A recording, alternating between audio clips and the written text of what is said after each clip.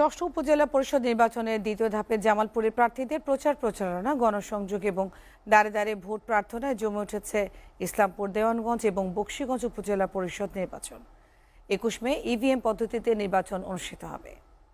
নির্বাচনে ৩টি উপজেলার চেয়ারম্যান পদে ৯ জন, ভাইস চেয়ারম্যান পদে ১২ জন এবং মহিলা ভাইস চেয়ারম্যান পদে ১২ জন প্রার্থী প্রতিদ্বন্দ্বিতা করছেন। তবে ইসলামপুর উপজেলা পরিষদ নির্বাচনে উপজেলা আওয়ামী লীগের সাধারণ সম্পাদক অ্যাডভোকেট আব্দুস সালাম বিনা প্রতিদ্বন্দ্বিতায় নির্বাচিত হয়েছেন।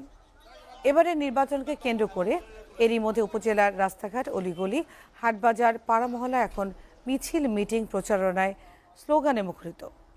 ব্যানার ফেস্টুনে ছেয়ে গেছে উপজেলার বিভিন্ন ইউনিয়নের হাটবাজার, অলিগলি সর্বত্র। তীব্র গরমকে উপেক্ষা করে প্রার্থীরা ছুটে যাচ্ছেন ভোটারদের কাছে। প্রচারণা এবং ভোট প্রার্থনায় মরিয়া হয়ে উঠেছেন সবাই। নিজেদের অবস্থান থেকে জয়ের ব্যাপারে প্রত্যেকে আশাবাদী। জামালপুরে ইসলামপুর, দেওয়ানগঞ্জ এবং